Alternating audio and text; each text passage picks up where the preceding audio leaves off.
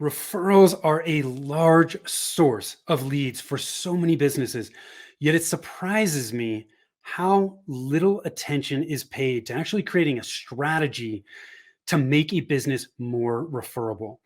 Our special guest today is an expert at getting people talking about you when you're not in the room, and that means in a good way. So I cannot wait to dig into this. I know you're going to love it. So please stay tuned.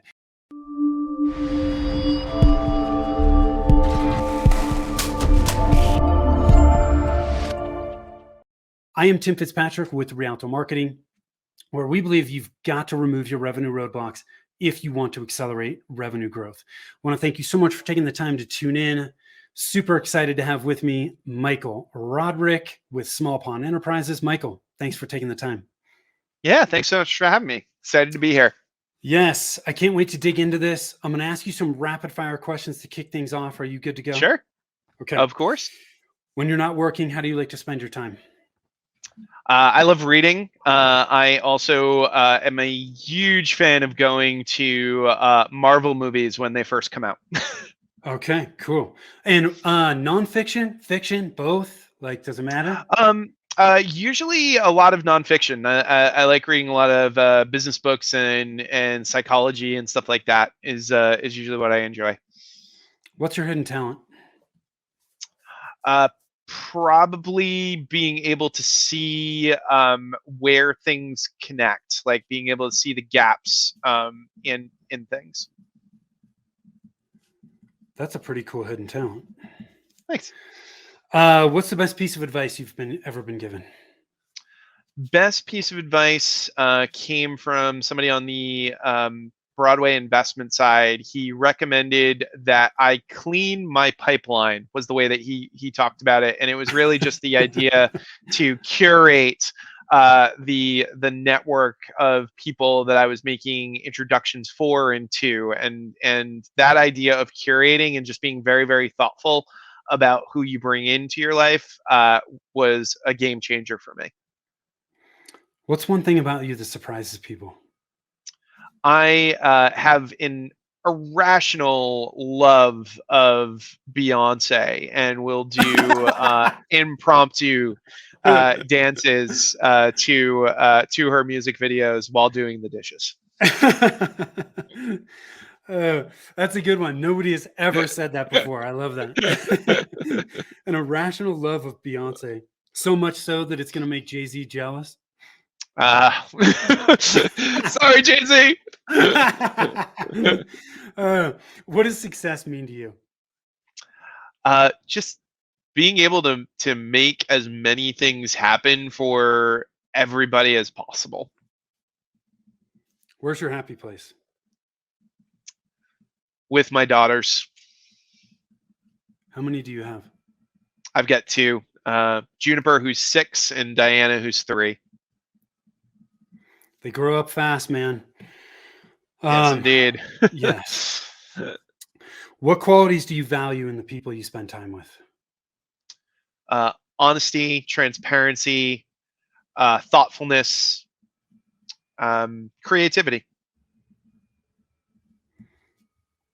Before we dig into how to be referable, I want people to learn more about just what you're doing at Small Pond. Who are you working with?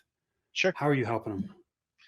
Yeah, so the way that I like to think about it is I love helping thoughtful givers become thought leaders. So usually people who are very good at doing the work and solving the problems for their clients tend to deprioritize the packaging of their own intellectual property. They put off coming up with their own frameworks, their own models, their own things, usually at the expense of their notoriety. So I love helping those subject matter experts become the stars.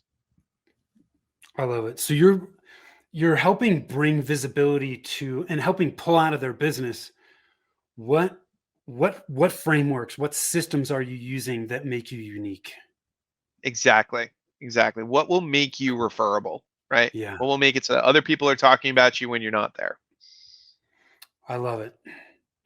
So what are the 3 main things we need to focus on to be referable? Yeah, so there are three main concepts, and it's easy to remember them because it spells the word aim. So you want to think about taking aim when you're working on referability. And the first is accessibility. This is always the first hurdle because we live in what I like to refer to as the echo chamber of the enlightened. We get into this place where when we're in an industry, kind of everybody's saying the same things and using the same words. So we think everybody else is going to use those words as well, but if we go outside of our industry, a lot of the time people have no idea what we're talking about. And if we want more people to talk about us, they have to feel comfortable talking about us. And if we are using too much jargon or sort of being too inside baseball with our language, a lot of people are going to feel awkward trying to suss out, like, well, what do those words mean, sort of how does it sound. And the main reason why we don't talk to somebody about something else is that we feel that we're not qualified to talk about it, right? Anytime that we feel like, oh man, I don't know how to explain it, we usually will not talk about it because it makes us look bad. Yeah, got it. So um, they need to understand what we do in a non-technical way in plain language. Exactly. The way I like to think about it is give yourself an F. Don't think about what it is that you do, right? Think about what it is that you do for the client, right? Get Right. really, really clear on what is that thing that you're doing, and then you just boil that down into the simplest of concepts, because that's usually the challenge that most people have, is if it's not a simple concept, it's not going to feel accessible to them. Got it. So what's I? Yeah, so I is influence. And most of the time when we think about influence, we think about it in the context of persuasion. We think about it in the context of how do I get you to do something, by using these tools, by using these techniques, all of those different elements. But true influence is when you do something without me asking you to do it. So the question is, what will cause you to do something without me asking you to? Well, if it makes you look better, you'll do it. If it makes you look good. So most of the time when we're thinking about our packaging of our ideas and our concepts, we're thinking about how do I look cool? What is cool to me or what's interesting to me? And what we want to do is we want to think about, if somebody else were to share this idea, how would they look cool? How would they look interesting? How would they look like the person who really has this like cool concept or this cool idea? And most of the time with our concepts and our ideas, we don't package them in that way. We don't make them something that somebody else will want to go and share with others, because it actually makes them look better when they share it. Do you have a simple example of this? Sure. So there's lots and lots of stuff that's out there that falls into this category, but probably the easiest is a meme. So anytime a meme gets shared, it basically helps the reputation of the person sharing the meme. They're suddenly seen as the funny person because they found the meme of the ladies yelling at the cat, and they overlaid whatever their concept is or whatever their idea is, right? Where it's like, they put up above the ladies, most people looking at my copy, me saying, you have to be simple with your copy or something like that, right? And we all Yeah. laugh and we're like, haha, that was so funny. That's what that is, right? Like, it's that aspect of like, we share something and then people are like, oh my God, that's so funny. I want to show it to other people so I can be funny, so I can look cool too, right? And we Yeah. do this across the board. It's, if you write a post about the Netflix series that you watched, and you write this like long thing, you are marketing for that Netflix series. Yeah. You are sharing that message. Why? Because it makes you look interesting. It makes you look like the person who watched the series, who has insights about the series. So it makes you look better. So that's why you're sharing it. So what I'm hearing, tell me, sometimes I'm a little slow on the uptake. Are the information um, that we're putting out there about our business, we want it to be shareable so that people want to actually share it. And the reason they're Exactly. going to want to share it is because it makes them look good. Exactly. Exactly. This Okay. is why most of the personality tests and things have done so well, because you can then take that thing and then show it to somebody else, and it makes you look cool. It makes you look interesting. You're the one who found the Myers-Briggs. You're the one who found the disc and you brought it to your network. You look interesting as a result of the fact that you have this tool. So if Yeah. you, let's say you're a coach or a consultant and you have a tool that helps somebody solve a problem or sort of figure something out, and you share that tool in one of your conversations with somebody, they then go and use that tool with somebody else, and Yeah. they're like, have you seen this thing? And it just kind of keeps going from there. Well, so another example, we're shooting on StreamYard. I use Yep. StreamYard all the time. I talk to people about it when it comes up in conversation because I love the tool and it makes things simple for me. So Hmm. another example there. So I love that. Yep. So we have accessibility, we have influence. What's M? M is memory. And you could have the best material in the world, right? Like you could have the best content, the best ideas. You could be heads and tails above pretty much everybody else in your industry. But if somebody else comes up with something easier to remember, you lose, because we share and we talk about and we use what we remember. So if you are not building in memory triggers for people, if you're not making it so easy to remember their concept, that basically they can just go out and share it with somebody else, they're going to share the one that's easier to remember. They're going to share the one that's easier to transfer that information, because going back to the accessibility point, nobody wants to look stupid when they're sharing something, right? So if I Yeah. said, here's the 32 points about referability, then everybody would be kind of like, this live stream would be over, right? Like by the time I got to, like, I don't know, 22, or maybe even 5, right? And nobody would remember it, right? Like nobody would be able to transfer that information. So basically, you want to get to a point where I'm saying accessibility, influence, and memory, and it spells the word aim. You Yes. should be able to carry that mentally and share that with somebody else. So using acronyms is one way to do that. Uh, Hmm. what other ways do you like? I know you like Yeah. acronyms. Yeah. Yeah, I'm a huge fan of acronyms. And for memory, I have one. I have one very specific one that I use, where it's like, if you want to be remembered more, you focus on less, right? Yeah. And less is language, emotion, simplicity, and structure. So I'll start with language. Okay. The reason why a lot of people know who Shakespeare is, and only the English majors know who Christopher Marlowe is, even though they were writing right around the same time, is that Shakespeare added new words to the English language.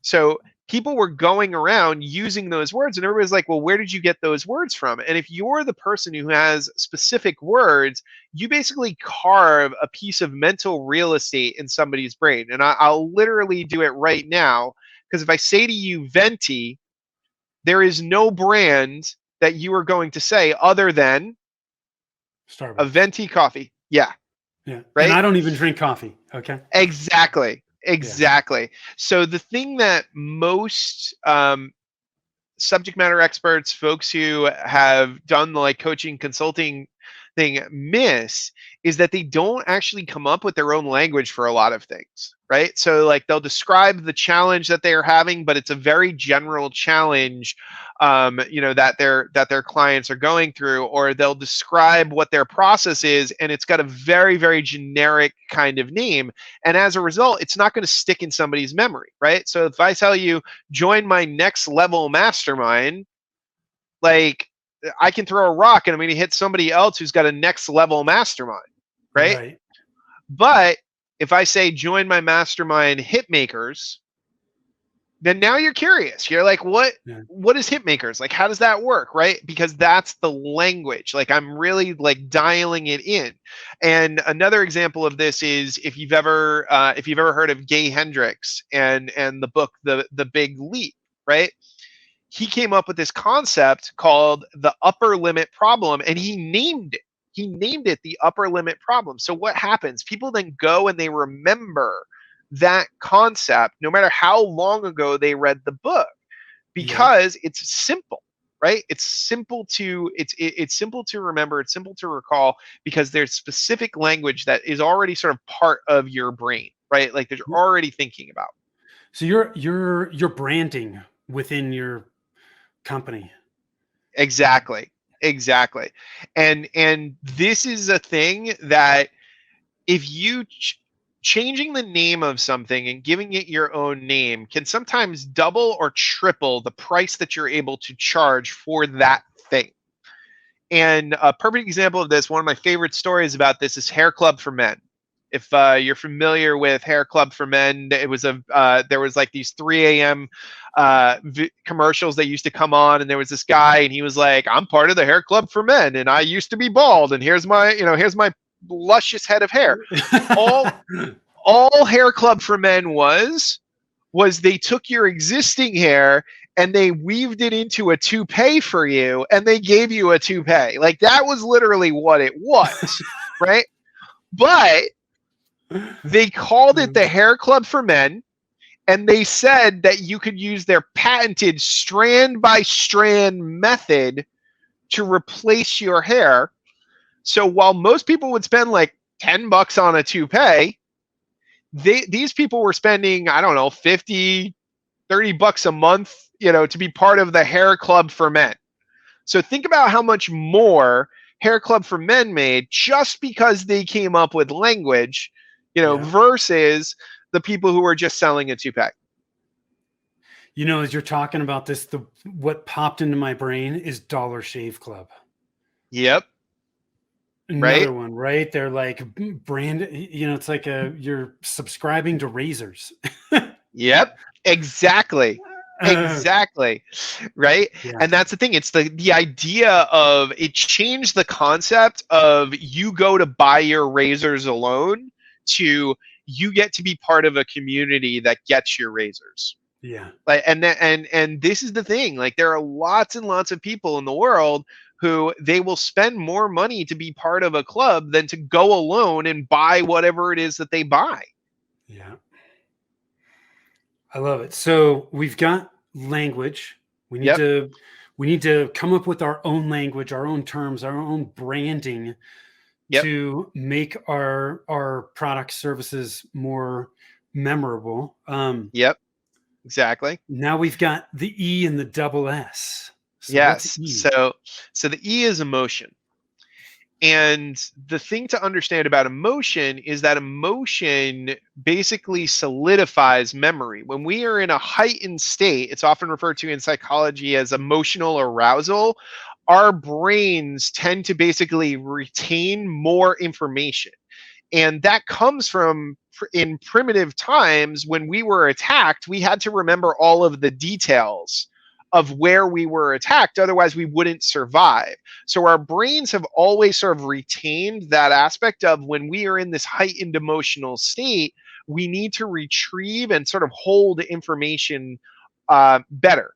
So the thing that you always want to think about with your own work, if you want things to be more referable, and on the emotional side, is you want to cause somebody to feel emotion because they will then remember the material that you're sharing. And the easiest way that I can break this down is if you imagine a movie that made you cry, you can very vividly recall the scene that made you cry. Like you can see that scene probably in your mind and see all of the details. And if you had a really hard experience in your life, if I asked you to tell me about in detail about what you would consider to be the saddest day of your life, you will very likely to have a lot of details that will come up because in that moment you were experiencing that emotional arousal and you were basically retaining all those details sort of during that time. So if we infuse emotion into the concepts that we're talking about and somebody feels that emotion in that moment, they'll actually remember the material better. And if we can get them to do that and we can get them to feel that emotion and remember that material better, the next time they experience that emotion, they're actually going to think about us. They're going to think about what we were talking about, right? And Got it. that's what makes it easier from a memory standpoint. How do we how do we do that? Is it, I mean, are you talking about specific emotions they may feel? Or is it actually in the material just getting them to feel a specific way? Yeah, so it's more about you're doing it from a client sort of like from a marketing standpoint, Yeah. it's more about you taking them into the emotion of whatever experience you want them to feel, right, in that marketing. So Got it. if you are going like the pain direction and you're trying to communicate like this is a frustration, then you're writing something or creating something that causes them to sort of be in that moment for themselves, right? So one of the easiest ones, right, is the idea of being left out because everybody sort of has an experience of being left out, right? Hmm. But if you get super granular and you're like, and you talk about this one time where you were sitting at this diner and you were alone because your significant other left you and you're sitting in this diner really upset and there were these girls across the way from you and they were laughing at you hysterically because you were this lonely guy sitting over there. Any guy, right, starts to feel that and starts to like Hmm. have that moment of like, oh man. Now if you literally in the next sentence say, you know, well, here's the reason why I didn't realize that I was going like why I felt so bad, but now I realize that I was missing this component of mindset. And this component of mindset when you're talking to women or being around women is exactly what you need so that you don't repel them like I did when I was in the diner. What happens? You're going to remember that story. Yeah. Why? Because I created the details, because I filled you with emotion. And now the next time you sit in a diner, what's going to happen? Yeah, You're going to yeah, you're suddenly, gonna think about that. exactly. Yeah. So that's what, like, anytime we start to bring emotion into the work, we're basically wiring somebody else to feel that emotion, to recognize that location, to recognize that moment, and in many cases to connect with us. If you notice, most of the TED Talks that you'll see, they open with some kind of emotional story of the Yeah. speaker before they get into what the framework is or what the model is. Why? Because that opens the audience up before. And this is not just sadness, this is humor Hmm. as well. The second that somebody kind of starts or sort of does something with humor, we all kind of like let our guard down for a second. And now we're going to remember that material more because we just had a nice little laugh and we remember when we had that laugh. Language, emotions, two Next S's. is, yeah, next is simplicity. And throughout most of our lives, we have been rewarded by academics for complexity, right? So if you look at school, success was writing the bigger papers, using the bigger words. The idea of complexity meant that you were smarter. Everything in school hinges on the idea of it's more complex. You're in advanced algebra. You're doing this. You're doing that. So we get programmed as a result of our education, usually, to feel like complexity is what makes us impressive because that's what we learned in school. But memory reward simplicity because our brains can only process so much information at any one point in time.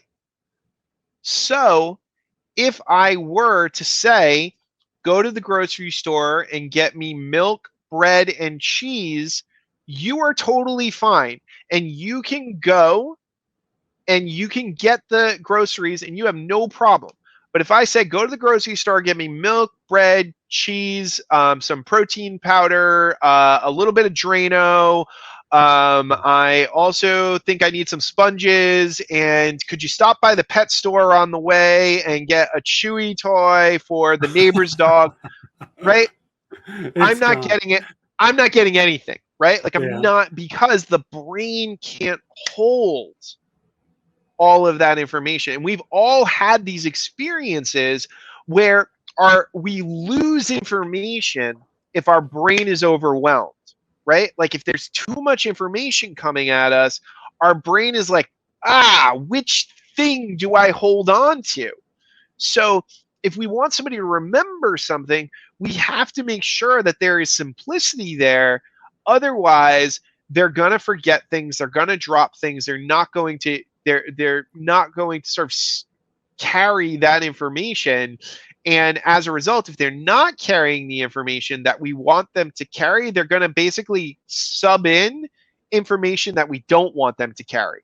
And this is one of the main things that causes problems with referrals is if somebody basically is like, here's all the things that I do or that I'm about, and they list like 15 different things. Well, somebody's going to latch on to one of those things, and it may not Yeah. be the thing that you want everybody to talk about, but that's what they're going to Yeah. latch on to because you basically gave them a fruit salad of ideas of what you could actually do for the client.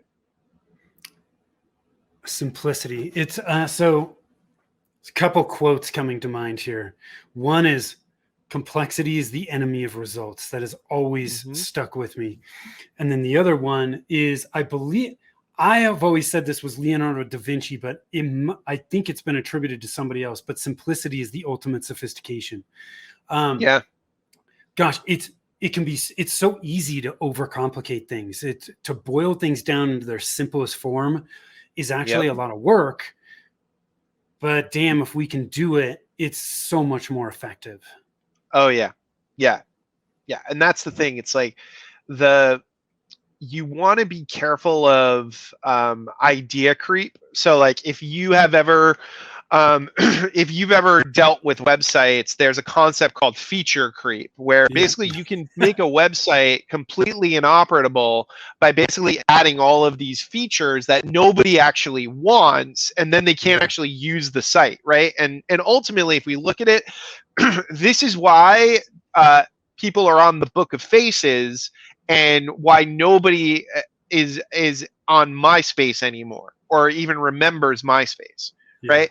Because MySpace was subjected to feature creep where it would take like 20 hours to load somebody's page because they decided to play music and have, dancing things falling in the background and all of this other stuff. Whereas Facebook was like literally like, okay, here you go. Here's a bunch of people. Here's, you can search for them. You can put a post up. Like it was super simple. So that had way more adoption. And Twitter had even way more adoption than that because it basically was like, okay, yeah, we're just going to take the status update Yeah. and that's the platform, right? That's Like it. that's the platform. Google, right? Google started as just one page of a search engine. There was nothing else. You just went to this little thing, typed in something, and looked to see where it would take you.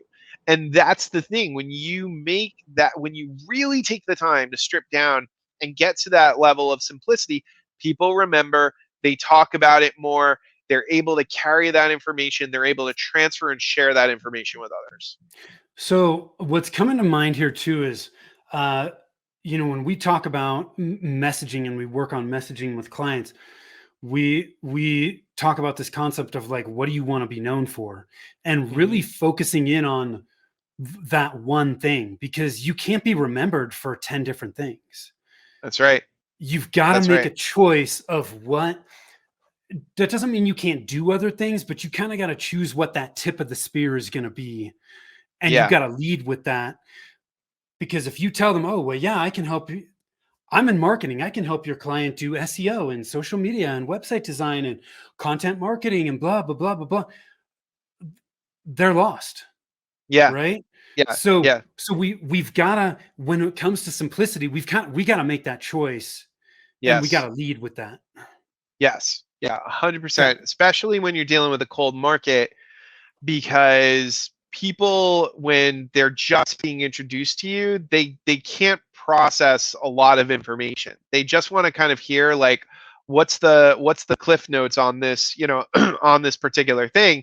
And this is a mistake a lot of people make. They're trying to communicate their value, so they're sharing everything that they think is valuable, and it actually makes them less valuable in the other person's eyes. Yeah. Language, motion, simplicity. We got one more S. Yeah, structure. And our brains need order in order to be able to process information.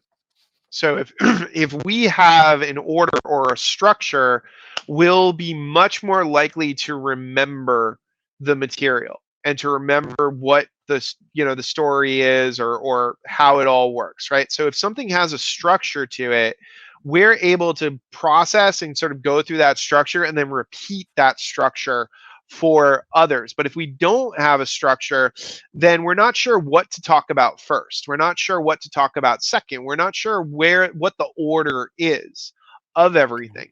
So if somebody gives us a structure, then we're able to be like, oh, okay. And if that structure sort of follows a logical progression, then it's much, much easier to share. So for example, if we go back, right, I talked about accessibility, influence, and memory, right? Yeah.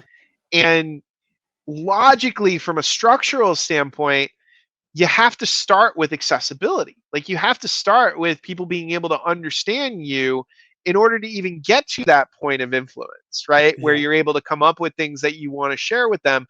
But then even when you get to that point where you understand conceptually, right? This is how I'm going to, think about creating my material. Well, then you're going to be like, well, but wait a second. I need to make sure that they remember it, and I need to make Yeah. sure that people will actually share this. So that leads you into memory. And once you're in memory, that leads you down into this concept of language, emotion, simplicity, and structure, because it breaks down sort of each of the pieces. And it makes it much, much easier for you as the listener to process, to think about, and to look at when it comes to your own work and your own material. So most of the time, the mistake that I see, and I see this in offers, I see this in the way that people talk about their services, is that there actually is no structure to it. It's all over the map. And when it's Yeah. all over the map and there's no structure, how are we going to share it? We're not going to share that information. So that this can be done with acronyms. Like you've Mhm, given us two great ones today. mhm. Um, Other frameworks, systems, something that's going to put it in something that's easy to remember, and that there's this logical flow or path. Exactly. And visuals are a major one as well, right? Where if you draw me a chart, or you show me a Maslow's hierarchy triangle, or you show me a Venn diagram, I'm going to get it, right? Like, I'm going to understand it because that material is very, very clear to me. I've seen those things before, right? Yeah. And if you show me something that I've already seen before, but you have some innovation on it, then that structure, that process is going to work for me to be able to share it with other people, because I know how to draw it, right? Like, I know how to break it down. I know how to do it. And this is why, like, you'll see things like when somebody's explaining something, they're going to draw a box, they're going to draw a circle, they're going to draw a triangle. Why? Because everybody knows what those shapes are and what they look like. They're not going to draw like a crazy like star, like, or Yeah. you know a decahedron or whatever, like, they're not going to do that, right? They're going to go with the simplest of things, and then they're going to bring their ideas and sort of their concepts to it. Yeah, I was gonna say that kind of breaks the simplicity rule, right? Hmm. Exactly. Exactly. And Uh, second you start, yeah, being like, yeah, here's my Gantt chart of how you're supposed to how you're supposed to think about your ideas. uh, Uh, it probably helps that I'm a horrible artist, so I have to keep things simple there. I start to draw a star, and it does it. No, it doesn't look right. yep. Um, Man, this has been awesome, Michael. I want to ask you a couple more things Sure. Of before we go. You talk course. about this concept of magic trick, right? And Yes. what is this, and why do thought leaders need one? Sure. So if you've ever been to a party and you've seen a magician perform, very, very often that magician has at least one trick that they can show you the trick, and then they can go back and actually show you how they did the trick. Right. So all magicians have something that is so kind of simple to them that they can teach an audience member how to do it. They can teach you how to make the card disappear behind your hand, shove the pencil up your nose. Like there's a couple of them that are like very simple sort of visual tricks that you can do. And what's the next thing that most people will do when they learn something like that? They will then go to a party and do that thing because it makes them look like the magician. Like it makes Right. them look interesting, right? So as thought leaders, you want to have things that other people can do that they can basically like show somebody else and look really interesting and cool doing it. And one of the classics of this is the golden circle from the classic Start with Why Simon Sinek talk, right? Everybody can draw a circle and look smart in front of their friends by doing that, like literally being like, what, why, how? Like they can do that. It's so simple. So it's a magic trick, right? It's literally something that when people show it, everybody says, well, where did you learn that? Right. And it refers back to that talk, it refers back to that presentation. So as a thought leader, you want to think about what is your magic trick? What is something that you can share that when people see it, they're like, wow, that was super cool. I want to show other people how to do that. I want to show other people what that is. And I want to share that with others. And there's tons of TED Talks that have done this, right? The classic Amy Cuddy power pose is a perfect example, right? She shows you how to do the power pose, and then what a bunch of people go out and do? They go out and do the power pose before they're.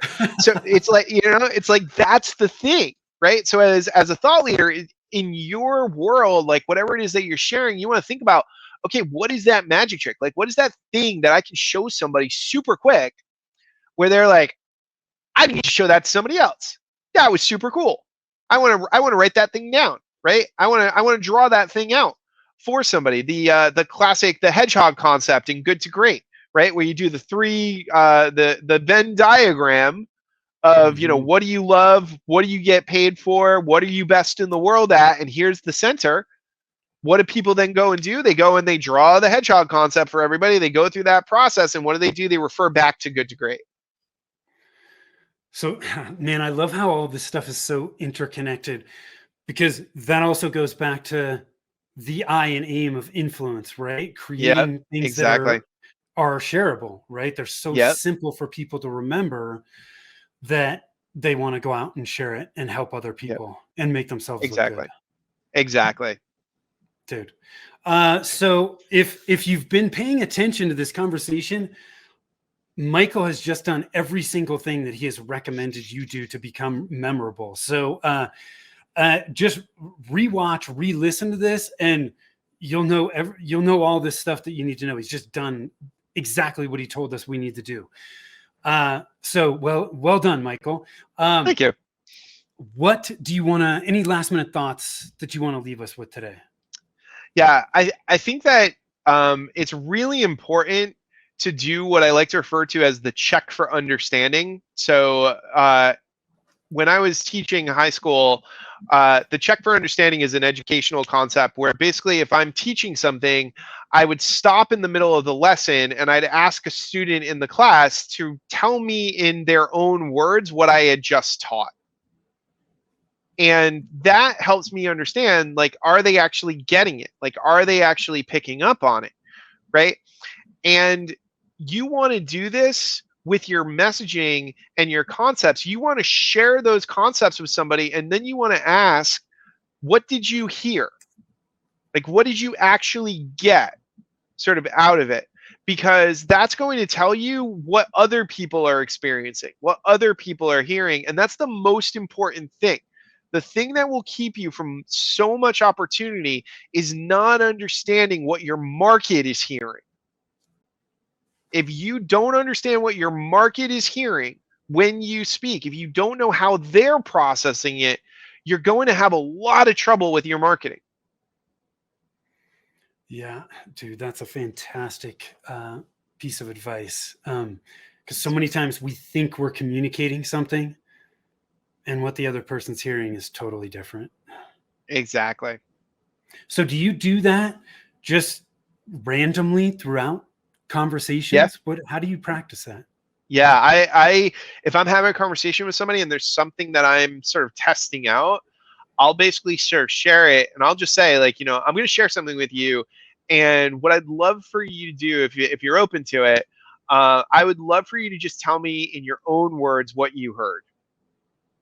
I would just love to, is that okay? And they're either going Yeah. to say yes or no, and if they say yes, then they come back and they tell me what they heard, and then I'm able to figure out, okay, well, this is what they're hearing. Like, this is what's coming up as the offer, as the idea. And that's one of the, when I do in my mastermind hitmakers, that's one of the exercises that we'll do, is we'll basically be like, okay, present this concept, and then everybody else in the room in the mastermind, tell us what you heard. What you heard. Yeah. Because then it's like, oh, okay, this is the pattern, that we're seeing. And patterns are the precursors to frameworks. You build frameworks because you see patterns, and you basically allow those patterns to come together to be like, okay, this is a concept, like this is this is an idea.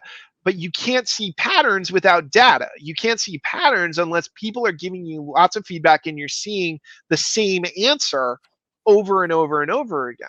So Yeah. I'm always looking for those patterns, and that's what helps with the building of the frameworks. Michael, this has been awesome. Thanks. Where can people learn more about you? What Sure. you got a tool for them here? Yeah.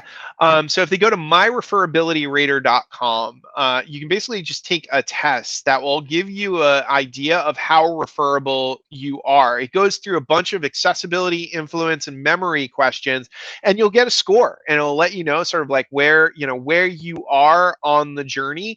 And then I have I write a daily email, but you'll get the option to subscribe to either my daily or my weekly email, and I share all of these concepts. And every week I share the top one from the daily every week. So you get the option of sort of which which batch of information you want once you kind of go through the referability rater process. Awesome, man. Thank you so much. Guys, Michael Roderick, Small Pond Enterprises. Go check out myreferabilityrater.com. I will make sure that those are in the show notes. Michael, honestly, I'm just going to tell you, man, you have one of the tightest presentations, talks that I've ever been through. So Oh, wow. you guys, Thank you. seriously, you should like go through this again, because Michael's got this completely dialed in. So Michael, thank you, man. I appreciate it. For those of you that watching, listening, I appreciate you doing so. We've spent all this time today on how to be referable, which to me falls in this category of retention and referrals, which is one of the 9 revenue roadblocks we help people remove so they can accelerate growth. If you want to find out which roadblocks are slowing down your growth, go to revenueroadblockscorecard.com. You can always connect with us over at rialtomarketing.com as well. Thank you again. Till next time. Take care.